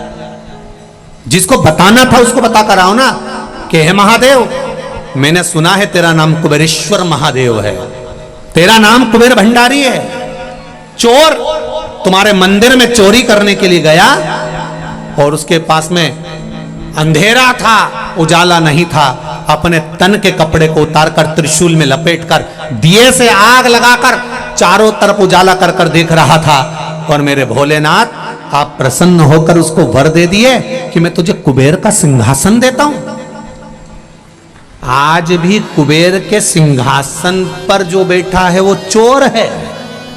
कुबेर को तो कब की कुर्सी से नीचे उतार दिया। कुबेर रोते रोते भगवान विष्णु के पास पहुंचे, महाराज मेरी कुर्सी एक चोर को दे दी। भगवान नारायण बोले किसने दी? शंकर भगवान ने। भगवान विष्णु बोले हम नहीं बोल सकते, उनके मामले में हम नहीं बोलते, किसी को भी कुछ दे देते, उनकी मर्जी, अड़भंग है। राजा श्वेत शंकर जी के मंदिर में पूजन कर रहा था और यमराज आकर उसको बंदी बनाने लगा, ले जाने लगा। शंकर भगवान को क्रोध आ गया, उन्होंने कार्तिक को भेज दिया, जा तो जरा, मेरे मंदिर में बैठकर भजन कर रहा है, पूजन कर रहा है, स्मरण कर रहा है और उसके प्राण हरने के लिए आया, यमराज के पास जा। कार्तिकेय का युद्ध यमराज से हुआ, नहीं माना, यमराज ले जाने लगा राजा श्वेत को पकड़कर, उसके प्राणों को हरकर। इतने में शंकर भगवान पहुंच गए और यमराज को मार डाला। यमराज के प्राण चले गए। यमराज के प्राण गए तो मृत्यु देवी ने डायरेक्ट टूटमान हो गई। जब मृत्यु देवी डायरेक्ट आई, शंकर जी ने मृत्यु देवी को भी मार दिया। सूर्य नारायण भगवान बिलखने लगे, मेरा बेटा और मेरा पोती दोनों मर गए, मेरी पोती भी मर गई, मेरा बेटा भी मर गया। रोते हुए तुरंत भगवान विष्णु के पास गए कि मेरे बेटे को मार दिया, मेरी पोती को मार दिया। किसने मारा? कि भगवान शंकर ने। क्यों मारा? शंकर भगवान के पास गए तो भोलेनाथ जी ने कहा, सूर्य नारायण भगवान, आपका बेटा मेरे मंदिर के अंदर प्रवेश कर गया था। अगर कोई शंकर की आराधना कर रहा है, शिव की पूजन कर रहा है, तो पहले मुझसे पूछना था क्या इसको ले जा सकता हूं? किसी के घर में घुस जाओगे, किसी के घर में चले जाओगे और उसका फ्रिज उठा के ले जाओगे तो कोई तुम्हें ले जाने देगा? अरे बोलो तो रीजी जी हो, तुम्हारे घर में कोई आ गया और तुम्हारा पलंग उठा के ले गया, फ्रिज उठा के ले गया, अलमारी उठा के ले गया, ले जान दोगे? नहीं, उसके घर में पहले प्रवेश करने के लिए पूछना पड़ेगा। भगवान शंकर ने कहा, ब्रह्मा ब्रह्मलोक में रहते हैं, भगवान विष्णु वैकुंठ लोक में रहते हैं, शंकर मृत्यु लोक में रहता है पृथ्वी पर। अगर पृथ्वी पे से किसी जीवात्मा को उठा कर ले जाना है तो पहले शंकर जी से पूछना पड़ेगा, तुम्हारे घर में से ये सामान ले जाऊं, कमला भाई ले जाऊं, बिमला भाई ले जाऊं? अगर मैं बोलूं तो ले जा, नहीं बोलूं तो पड़ोसन के ले जा, उसके छोड़ जा। तुम लेके कैसे चलेगा? अकाल मृत्यु वो मरे जो काम करे, चंडाल का काल उसका क्या बिगाड़े, जो भक्त हो महाकाल। आप कैसे ले जा सकते? पहले मेरे घर में आओ तो मुझसे पूछो। मृत्यु भी आती है तो पहले शंकर भगवान से पूछती है, ले जाऊं? शंकर भगवान बोले रुक जा भैया, रुक जा। कब ले जाऊं? रुक जा। तुम देखना, कभी कभी कोई डोकरी, कोई बूढ़ी बूढ़ी माताओं को देखना, उसको नीचे जमीन पे सुला देते हैं गोबर से लीप के, थोड़ी देर बाद उसकी सांस वापिस आ जाती। गीता जी भी सुना दी तो जिंदा हो गई, वापिस पलंग पे सुला दिया। सब रोने भी लगे थे, थोड़ी देर बाद नारियल पानी पी गई। आश्चर्य, नहीं गई, नहीं गई। और जब नहीं गई तब लोगों को लगा भैया ये ऐसे जाने वाली नहीं है, जन्म मरण परण तीन भगवान के हाथ में है, जब तक वहां से नहीं आएगी तब तक नहीं जाएगी। क्यों सोच, क्यों विचार? कथा कर रही है, शिव महापुराण की कथा वर्णन कर रही है। अंजना माता ने विचार करा, मैं क्या करूं, मेरे घर संतान नहीं है, दुख आया। अंजना माता ने किसी से नहीं कहा, अपना कर्ज और अपना मर्ज, अपने तकलीफ और अपना कर्ज किसी को मत बतलाओ, बतलाओ तो देवाधिदेव महादेव को बतलाओ, उससे कहो ना, क्यों किसी से कहना। शिव पुराण हमेशा एक बात बहुत अच्छी कहती है कि कीचड़ और लीचड़, जम के बोलो जरा, कीचड़ और लीचड़, इन दोनों से दूरी बना कर रखो। कीचड़ शरीर खराब कर देगा, कपड़ा खराब कर देगा, और लीचड़ व्यक्ति तुम्हारी जिंदगी खराब कर देगा। इसीलिए ना कीचड़ के पास जाओ, अरे बोलो तो, न लीचड़ के पास। तुम देखना कहीं कहीं का लीचड़ व्यक्ति है सर, चलते हैं। आज दूसरे दिन की तो कथा हुई है, थोड़ा परसों चलेंगे। परसों के दिन जा रहे थे, मालूम पड़ा, विचार करा हमारी काकी जी की तबीयत खराब है, अगले दिन चलेंगे। लीचड़ व्यक्ति चलते हैं, अभी करते हैं, करेंगे, धीरे से उठेंगे, करेंगे। ऐसे लीचड़ों के साथ नहीं रहना, जो तुरंत भजन चलो, स्मरण चलो, कीर्तन चलो, मंत्र जाप चलो। और कहीं कहीं का लीचड़ ऐसा हो मुसद्दी लाल जैसा, धीरे धीरे उठे से चल। कीचड़ शरीर खराब करेगा, कीचड़ कपड़ा खराब करेगा, कीचड़ हमारे शरीर को खराब करेगा, लीचड़ मन खराब कर देगा। बच के रहिए लीचड़ से, बच गए से दिल से अपने मन की बात सुनता है। पार्थिव शिवलिंग का निर्माण करा, कुछ कृपा हुई। शिव की कृपा कैसी होती है वो देखिए। दशरथ जी के घर में संतान नहीं थी। थोड़ी देर से आरती के बाद दे देंगे, पाँव के लिए मैं दे दूंगा। दशरथ जी के घर में संतान नहीं था।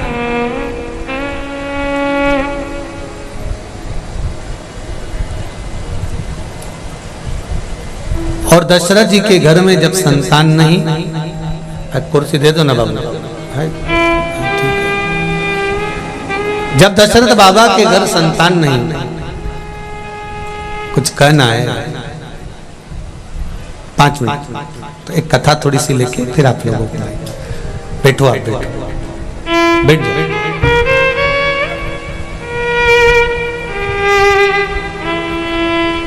जब दशरथ जी के घर में संतान नहीं, कारण पूछा गया।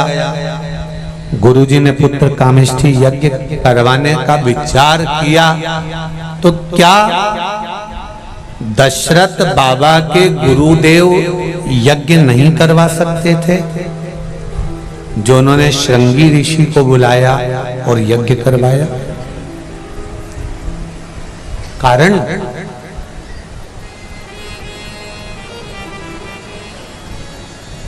कारण केवल एक,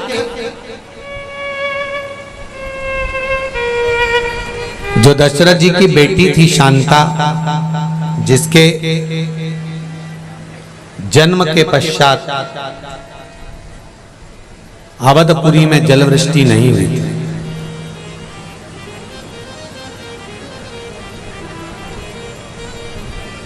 और जब अवधपुरी में जलवृष्टि नहीं हुई तो कुछ ब्राह्मण संत गुरुजन कहे कि हो सकता है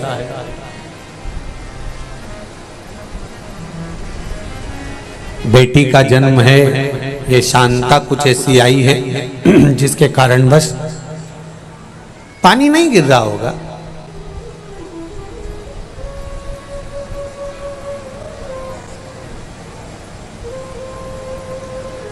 एक बात बड़ी, एक आरती अपन लोग गणेश जी की गाते हैं। अंधन को आंख देत, जरा गाओ ना, जरा गाओ। अंधन को आंख देत कोड़ियन, बांझन को पुत्र देत निर्धन को। जिसने आरती लिखी होगी उन्होंने ये लाइन कभी नहीं लिखी होगी कि अंधन को आंख देत कौड़ियन को काया, बांझन को पुत्र देत निर्धन। आरती लिखने वाले ने, मेरा विश्वास कहता है कि ये नहीं लिखा होगा कि बांझन को पुत्र देत, उन्होंने लिखा होगा बांझन को पूत देत। क्योंकि जिसके यहाँ कुछ नहीं होता वो भगवान से कहती है चाहे बेटा हो जाए चाहे बेटी हो जाए पर मेरी गोदी भर आ जाए, बस इतनी कृपा कर। पर लोगों ने उस आरती को भी काट मटोट के लिख दिया कि बांझन को पुत्र दे। पुत्री क्यों नहीं? बेटा एक कुल को तारता है और बेटी 2 कुल को तारती है। इसलिए मेरा निवेदन रहेगा, जो भी आरती गाए उसमें बांझन को पूत देत, संतान दो, भले कैसी भी हो पर अच्छी दो, जो संभाल ले। इतने इतने चतुर लोग हैं, उन्होंने आरती बदल दी ले।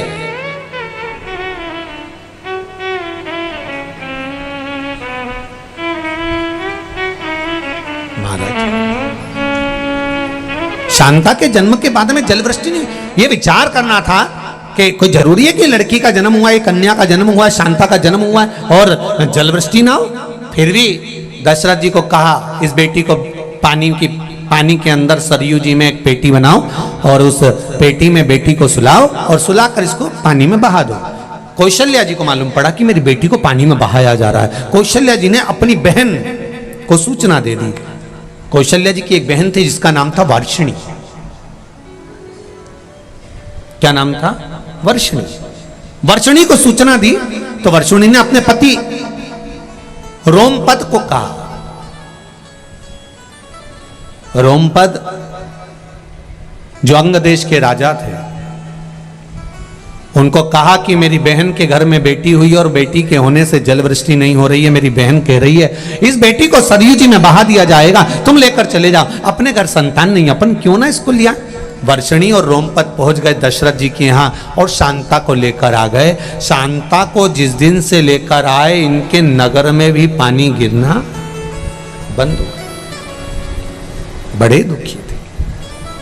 शांता को मालूम पड़ा, शांता को लगा, मालूम पड़ा कि मेरे कारणवश पानी नहीं गिर रहा। तो शांता ने एक गुरु की शरणागति लेकर पूछा, गुरुदेव क्या मेरा भाग्य ऐसा है? गुरुजी कहते नहीं, किसी का भाग्य भगवान ने बुरा नहीं बनाया, ये हमारे पूर्व के कर्म के कारण हमको भोगना पड़ रहा है। तुम एक काम करो, किसी शिवालय में जाकर शंकर जी की आराधना करो।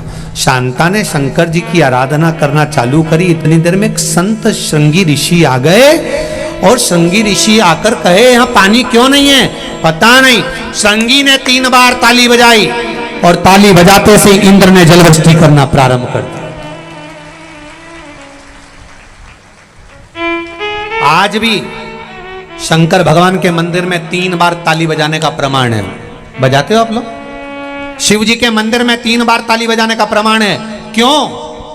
लंकाधिपति रावण ने 3 बार ताली बजाई थी तो उसको लंका का राज्य प्राप्त हुआ था। भगवान कृष्ण के यहाँ 16,108 रानियां थी, संतान नहीं।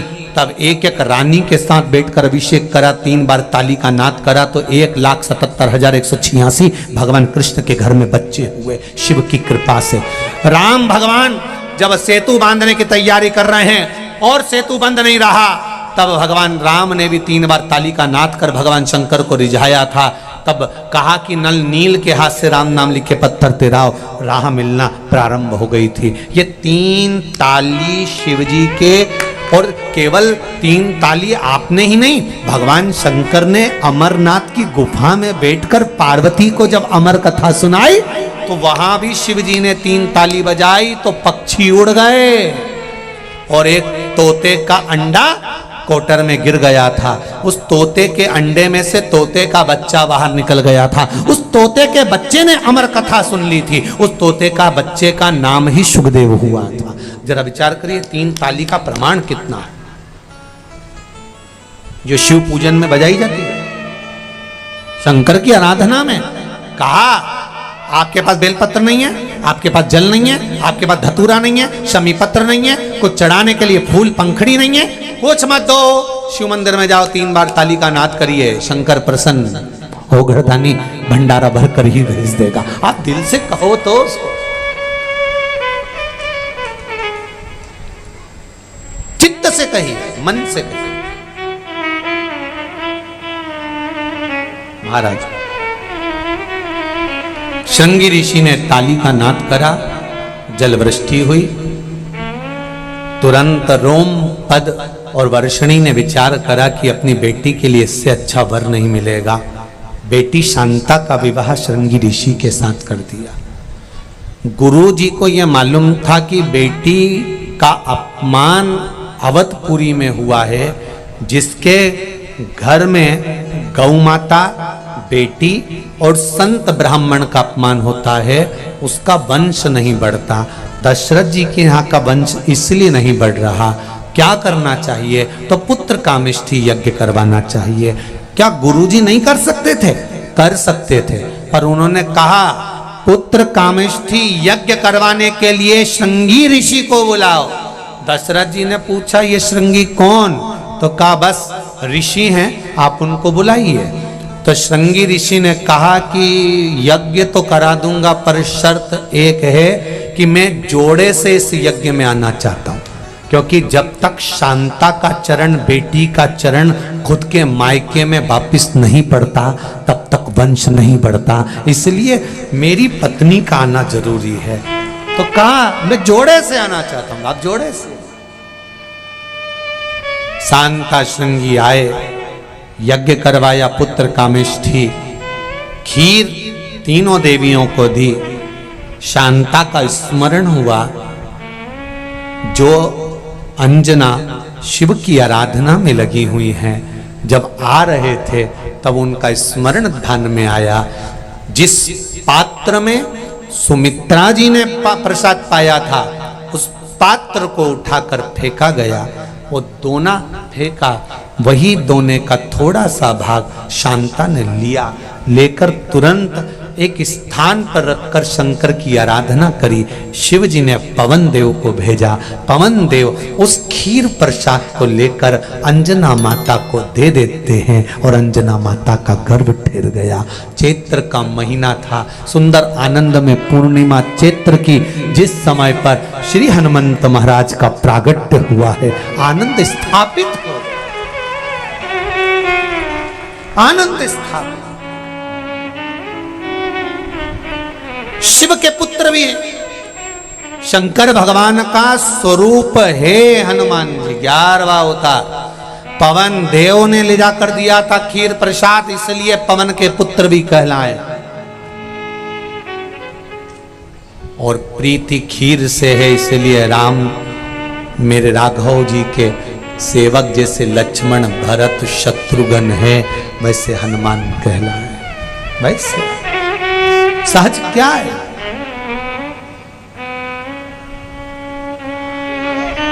सहजता क्या? हनुमान का तो जन्म हो गया, केसरी को मालूम पड़ा कि मेरे नगर का राजा बनेगा ये मेरा पुत्र, ये हनुमान मेरे राजघराने को संभालेगा। केसरी भी राजा थे, बानरों के राजा, राजघराने में मेरा बेटा बैठेगा, हनुमान बैठेगा। हनुमान जी की माता अंजना को मालूम पड़ा कि हनुमान को सिंहासन पर बिठाने का प्रसंग आ गया, तो अंजना की बुद्धि में आया कि जब राघव का जन्म होगा, राम जी आएंगे, तो मेरा बेटा तो उनकी सेवा करेगा और उसको राजा बनाकर बिठाने की तैयारी कर रहा है।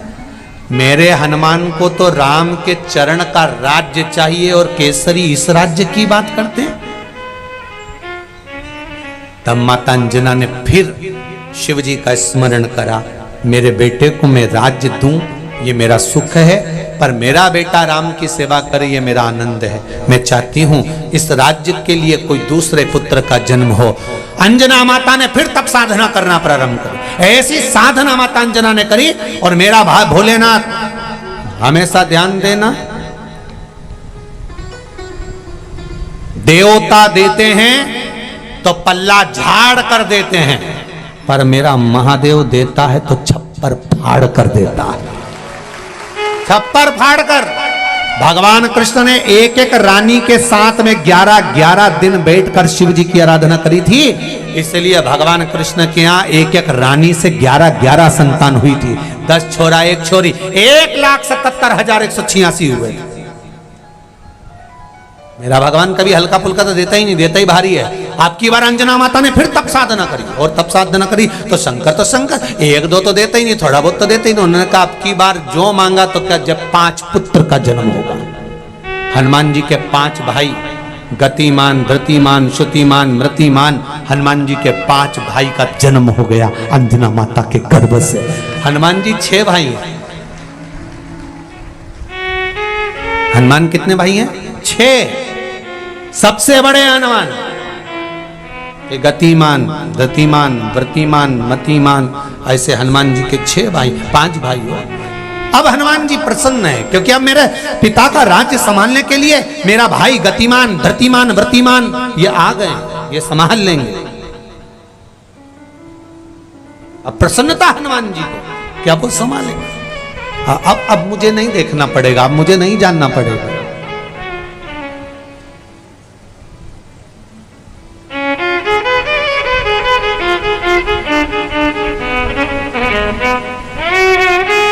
महाराज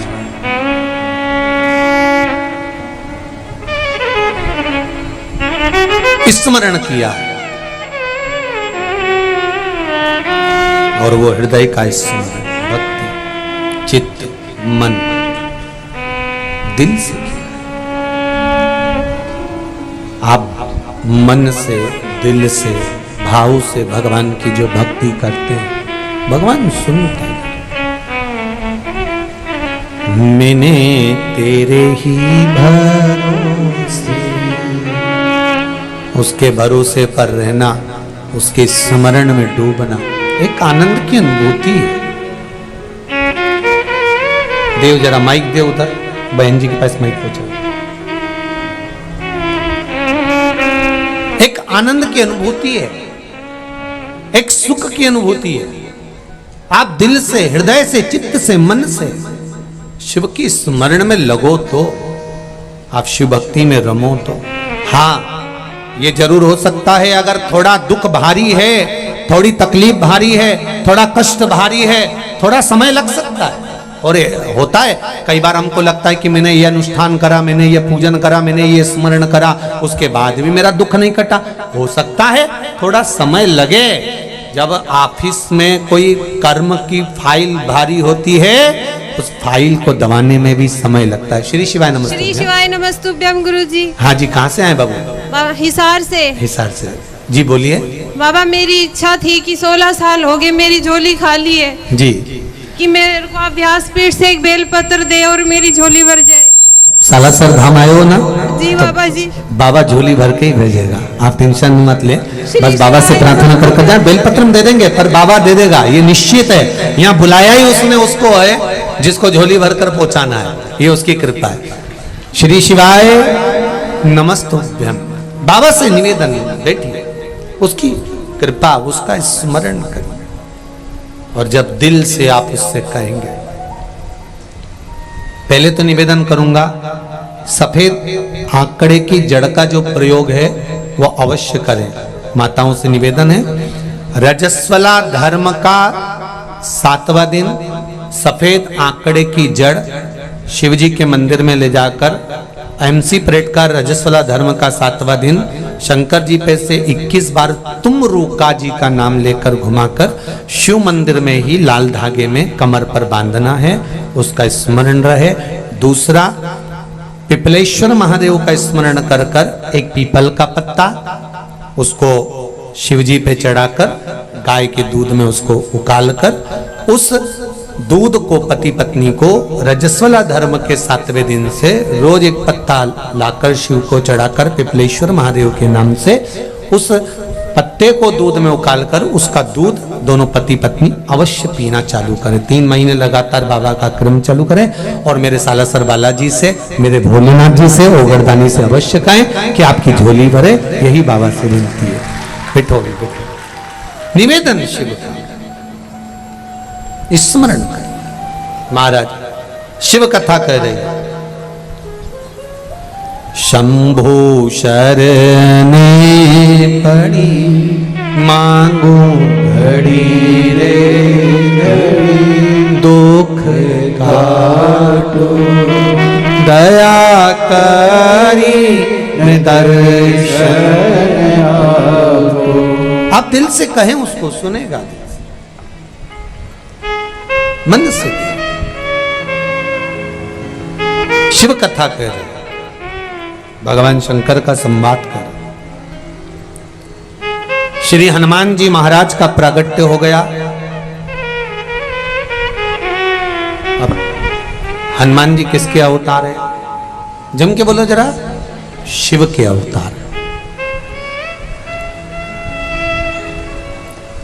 राम जी के साथ अगर शंकर भगवान हैं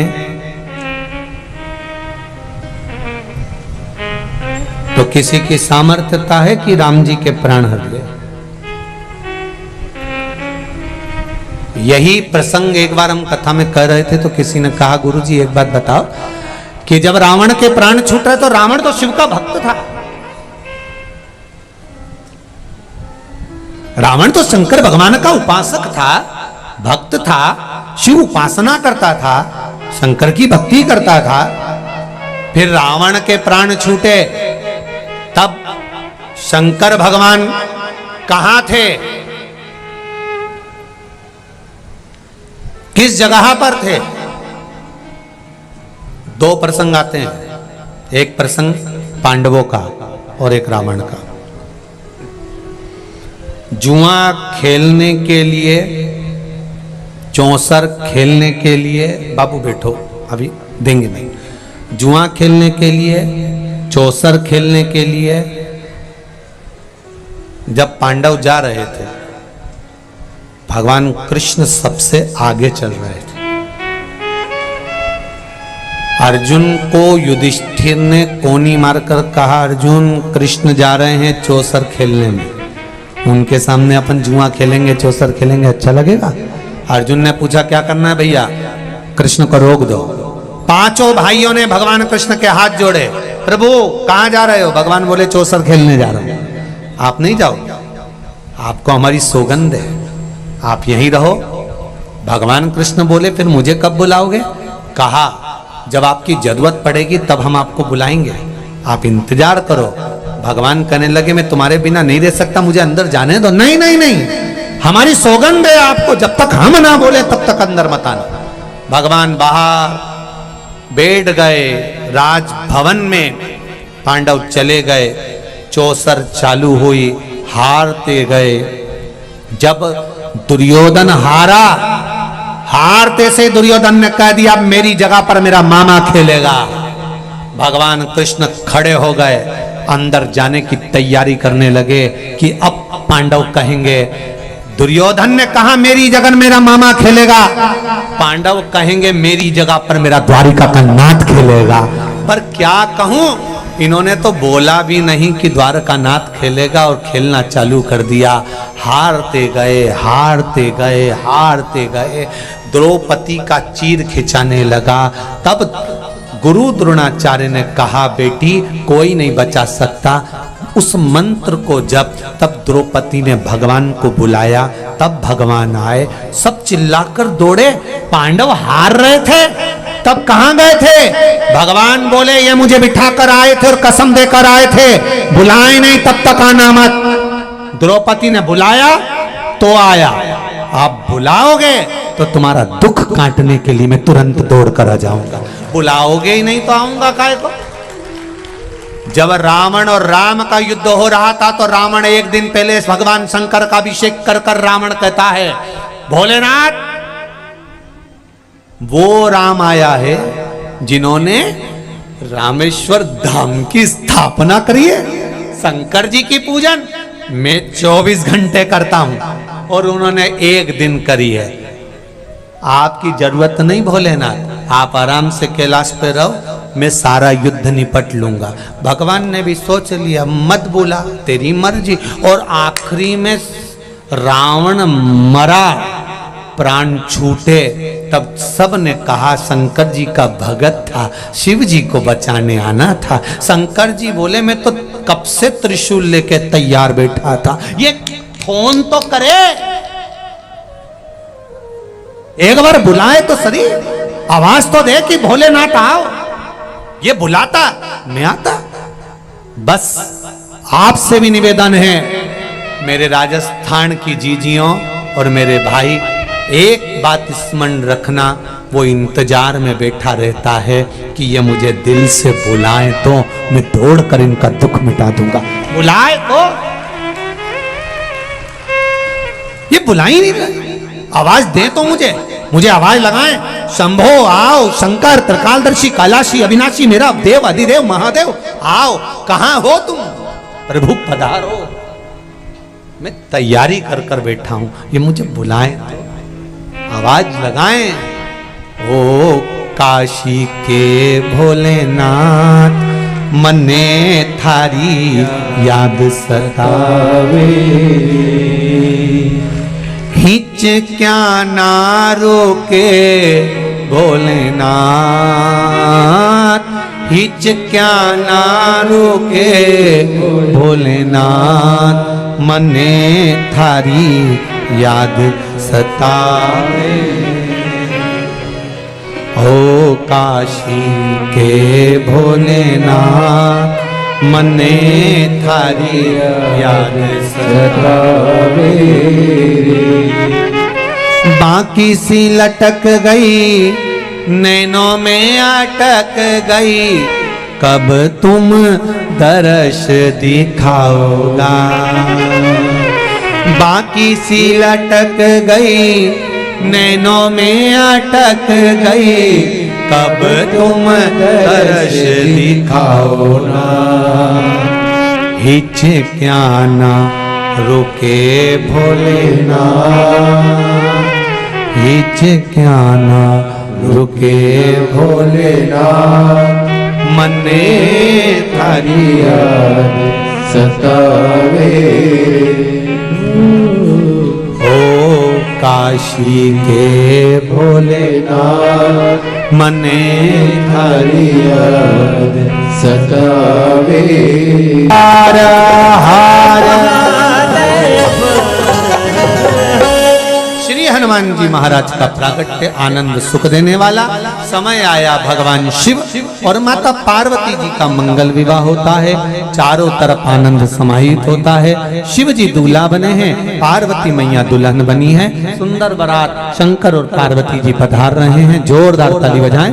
बाबा देवाधिदेव महादेव पार्वती जी को लेकर पधार रहे हैं। आज कथा का दूसरा दिवस यहाँ विराम ले रहा है।